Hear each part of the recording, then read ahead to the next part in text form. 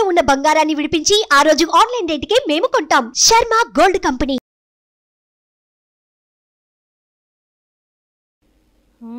గణానాన్త్వా గణపతిగం భవామహే కవిం కవీనాముపమస్రవస్రవం జ్యేష్ఠరాజం బ్రహ్మణస్పద ఆనశృణ్వన్నోతిభిస్సీదసాదనం ప్రణో దేవీ సరస్వతి వాజినీవతి వీణామవిత్రయవతు గణేశాయ నమః సరస్వత్యై నమః శ్రీ గురుభ్యో నమః హరి ఓం శ్రీమాత్రే నమః.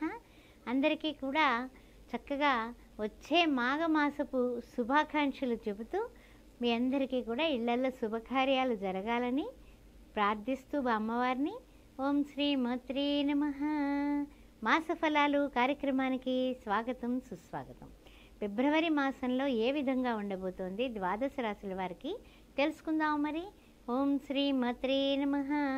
ఆస్ట్రో భాగ్యలక్ష్మి అనే ఈ ఛానల్ని సబ్స్క్రైబ్ చేశారా? చేయకపోతే వెంటనే చేయండి. అంతేకాకుండా జాతకాల నిమిత్తం ఏదైనా సి సెక్షన్కి కానీ లేకపోతే కుంభ వివాహాలు కదలి వివాహాలకు కానీ మీరు నన్ను సంప్రదించవచ్చు. శ్రీ సౌభాగ్య మ్యారేజ్ బ్యూరో కూడా గత 16 సంవత్సరాలుగా మేము రన్ చేస్తున్నాము. దాని నిమిత్తం కూడా వివాహానికి పెళ్లి సంబంధాల కోసం కూడా మమ్మల్ని సంప్రదించవచ్చు క్రింది నెంబర్లలో. ఓం శ్రీ మాత్రే నమః. కన్యారాశి వారికి మాసఫలాలు కార్యక్రమానికి స్వాగతం. ఈ యొక్క ఫిబ్రవరి నెల ఈ మాసంలో కన్యారాశి వారికి ఏ విధంగా ఉండబోతుంది అనే విషయాన్ని ఒక్కసారి పరిశీలిద్దాం. మరి కన్యారాశిలో ఉన్నటువంటి ఉత్తరా నక్షత్రం 2, 3, 4 పదాలు, హస్తా నక్షత్రం, తర్వాత చూస్తే చిత్త, ప్రథమ, ద్వితీయ ఏ విధంగా ఉండబోతుందో పరిశీలిద్దాం.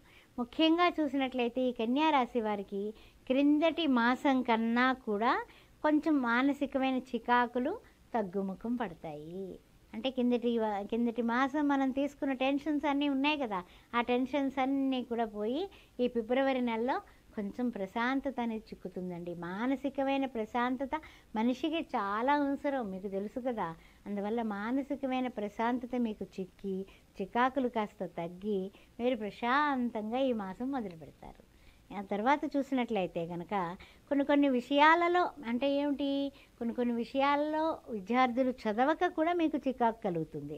వాళ్ళ టార్గెట్ పెట్టి వాళ్ళు కూర్చోబెట్టి వాళ్ళని గట్టిగా చదివించండి. ఇందులో ఏం మొహమాటం లేదు. వాళ్ళు గోల్ రీచ్ అవ్వాలన్నా పరీక్షలో పాస్ అవ్వాలన్నా మీరు గట్టిగా ఉండడం అనేది చాలా చాలా ముఖ్యమైనటువంటి విషయం. తర్వాత ఏంటంటే యంత్రాలు దగ్గర పనిచేసేవాళ్ళు కార్మికులు కానీ, అదేవిధంగా బళ్ళు, కార్లు, సైకిళ్ళు ఏదైనా సరే ద్విచక్ర లేకపోతే చతుర్చక్ర ఏది వాడినప్పటికీ కూడా కాస్త డ్రైవింగ్లో జాగ్రత్తగా ఉండండి. ఎందువల్ల అంటే కనుక డ్రైవింగ్ విషయంలో జాగ్రత్తగా లేకపోతే ఇంజరీలు కలిగేటటువంటి విధానం ఇక్కడ కనపడుతుంది. ఎందుకంటే కనుక మనకి ఈ యొక్క మొన్నటిదాకా కుజుడు చూస్తేనేమో మనకి 4th హౌస్లో ఉన్నాడు, ఇప్పుడు 5thలోకి వెడుతున్నాడు. అందువల్ల పిల్లలతో కూడా కాస్త మాట పట్టింపులు కూడా కనపడుతున్నాయి ఈ మాసం. అందువల్ల కాస్త జాగ్రత్తగా ఉండండి. అన్ని విధాలా కూడా మనకి ఏమిటంటే కనుక కొన్ని మాటల్లో కానీ మాఘమాసం వచ్చిన దగ్గర నుంచి కూడా అవతల వాళ్ళు తిరగబడి మనం మాట చెప్తారు. మనం నిజంగా ఏం అనకూడదు, పిల్లలు పాపం అది ఇది అంటాం కదా, వాళ్ళు మాత్రం వాళ్ళు చెప్పే మాటలకు మనకు కోపం వచ్చేస్తుంది, చిరాకు వచ్చేస్తుంది. అందువల్ల మనం కూడా అరిచేస్తాం. అందువల్ల కొంచెం అది కాస్తంత సంయమనం చేయండి. బళ్ళు నడిపేటప్పుడు కానీ రోడ్లు క్రాస్ చేసేటప్పుడు కూడా జాగ్రత్త. అదేవిధంగా కోర్టు వ్యవహారాల్లో కూడా అవతల వాళ్ళు ఏదైనా వాగ్వివాదాలు చేసినా, వాదోపవాదాలుగా ఎవరైనా మధ్యవర్తి చెప్పినా మీరు పూర్తిగా నమ్మేసి వాళ్ళ మీద ఆధారపడకండి. మీ సొంత బుద్ధి, సొంత నిర్ణయాలు తీసుకోండి. మీ శ్రేయోభిలాషలను అడిగి మీరు ముందుకు వెళ్ళండి. ఆ విషయం కూడా జాగ్రత్తగా ఉండండి. తర్వాత తన కోపమే తన శత్రువు, తన శాంతమే తనకు రక్ష, దయ చుట్టంబో అంటూ ఉంటాం కదా. అందువల్ల కాస్తంత సమయం మనకి కోపాలు తాపాలు పక్కన పెట్టి మనం ఇంట్లో వాళ్ళని, మనకి కావలసిన బంధుమిత్రుల్ని కాస్త శాంతంగా ప్రశాంతంగా పలకరించడం అనేది చెప్పదగిన సూచన. అది బాగా గుర్తుపెట్టుకోండి. నిజంగా వాళ్ళ మీద కోపమే ఉంటుంది, చిరాకే ఉంటుంది, కానీ బయటకు ప్రదర్శించకండి. లౌక్యంగా ఉండండి. లౌకిక జగత్తులో లౌక్యంగా ఉన్నవాడే రాణింపగలుగుతున్నాడు. ఇప్పుడు మనం సమయానికి తగ్గట్టుగా మనం మాట్లాడుకోవాలి కదా, ఆ విషయాన్ని గుర్తుపెట్టుకోండి. తర్వాత ఇంకొక విషయం వస్తే కనుక మనకి కొన్ని మాటలు కానీ లేకపోతే జీవిత భాగస్వామితో కానీ ఏదైనా సరే వాగ్వివాదాలు అనేవి వచ్చేస్తూ ఉంటాయి. మనకి అవసరం ఉన్నా లేక మనం రామ అన్న అవతల వాడికి ఇంకో విధంగా వినపడి వాళ్ళు ఏంటి అన్నావు నువ్వు, నన్ను పలానా రోజు అలా అన్నావు, పలానా రోజు అట్టు పెట్టలేదు, పలానా రోజు బూరు పెట్టలేదు అన్నట్టుగా దెబ్బలాడతారు. అందువల్ల ఏదన్నా భాగస్వామి వ్యవహారంలో కానీ, వ్యాపారాల్లో కానీ, జీవిత భాగస్వామి దగ్గర కానీ కాస్తంత మనం కొన్ని విషయాల్లో మౌనంగా ఉండడం చాలా చాలా క్షేమదాయకం. ఆ విషయం గుర్తుపెట్టుకోండి. తర్వాత ఏంటంటే కనుక కొంచెం అనుకూలం బాగానే ఉందండి. పట్టుదలలకు మనం పోకుండా ఉంటే అన్ని విధాలా మనము మంచిగానే ముందుకు పెడతాం. కానీ ఏంటంటే మనం ఏం చేస్తాము, నేను చెప్పింది నువ్వు వినాలి అని గట్టిగాగిన పట్టుకున్నామా మనం పప్పులో కాలేసినట్టే. మనకి తెలియకుండానే మనం అవతల వాళ్ళకి మనం అలుసిచ్చినట్టు అయిపోతుంది. వాళ్ళు మన మీద తిరగబడిపోయేటటువంటి కార్యక్రమం పెడతారు. ఆ విషయాలు గుర్తుపెట్టుకోండి. తర్వాత విషయంలో ఏంటంటే కనుక కొంచెం ప్రతి విషయంలోని కూడా వృత్తుల్లో ఉన్నా, ఉద్యోగంలో ఉన్నా, వ్యాపారంలో ఉన్నా కొంచెం క్రియలు అంటే చేసే పనులు వేగవంతం చేసుకుంటారు. మీ సమర్థత, మీ తెలివితేటలు, మీ యొక్క ఓర్పు, మీ నేర్పు అన్నీ కూడా ఎప్పుడైతే సమర్థవంతంగా మీరు చేసుకుంటారో, ఈ పనుల ఒత్తిడి అంతా కూడా మనం సమర్థించుకోగలుగుతారో మీకు అప్పుడు ఏం కలుగుతుంది, విజయం కలుగుతుంది. అంతటా కూడా విజయం కలుగుతుంది. అందువల్ల కష్టాలున్నా, నష్టాలున్నా, నిష్ఠూరాలున్నా, ఏమున్నా కూడా చాలా వరకు మీ యొక్క పని మీరు చేసుకోవడం మీద మీరు కర్తవ్యం దైవమాన్నికం అనే విషయాన్ని మీరు పట్టించుకున్నట్లయితే తప్పనిసరిగా మీరు విజయం సాధిస్తారు నెలాఖరుస్తుల్లోకి.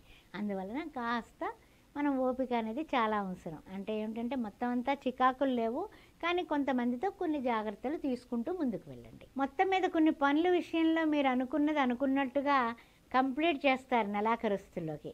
అబ్బా మొత్తం మీద పూర్తి చేసేసాం, ఏం పర్వాలేదు, మనల్ని అసలు అనేవాడే లేడు, మనకు అప్పచెప్పిన ఉద్యోగస్తులైతే పై అధికారులు చెప్పినటువంటి పనులు, మీ టార్గెట్లు అన్నీ కూడా రీచ్ అయిపోతారు. అప్పుడు నెలాఖరుస్తుల్లోకి ఒక శుభకార్య నిమిత్తం మీరు చేసిన ప్రయత్నానికి ఒక శుభకరమైనటువంటి శుభవార్త ఈ మాసాంతానికి మీరు వింటారు. అందువలన ఏది కూడా కంగారు పడకండి, టెన్షన్స్ తీసుకోకండి, సంతోషంగా ముందుకు వెళ్ళండి. మనం ఇంకా గట్టిగా మంచిగా ఉండడానికి, అన్ని విధాల యోగవంతంగా ఉండడానికి ఆదిత్య హృదయం పుణ్యం సర్వశత్రు వినాశనం, ఆదిత్య హృదయాన్ని చదవండి. ప్రతిరోజు సూర్యభగవానుడికి రవి, మిత్ర, సూర్య, ఖగ, భాను, పూష, హిరణ్యగర్భ, మరీచ, ఆదిత్య, సవిత్ర, అర్క, భాస్కరేభ్యో నమః.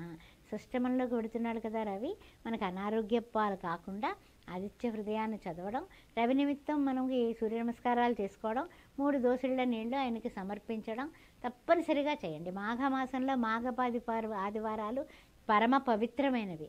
అందువల్ల అక్కడ పాయసాన్ని నివేదన చేయడం, ఆయన ఆరాధించడం. ఆదివారం పూట ఎవరికైనా చపాతీలు బిచ్చగాళ్ళకి ఎవరికైనా సరే పేదవాళ్ళకి పంచిపెట్టినా, మీ ఇంట్లో పని వాళ్ళకి పంచిపెట్టినా సంతోషమే, కుక్కలకి వేసినా ఆఖరికి సంతోషమే. ఆదివారాలు ఏది కూడా మిస్ కాకుండా మీరు చేయాల్సింది చపాతీలు చేయడం, చేయించడం, కొంచెం దాని మీద ఒక నెయ్యి కాస్త పంచదార చల్లేసి చిన్న చిన్న ముక్కల కింద చిదిమేసి కుక్కలకు వేయండి. పేదవాళ్ళు కనిపిస్తే వాళ్ళకి ఇచ్చేయండి పంచదార వేసినటువంటి ఈ యొక్క నేతి చపాతీలు.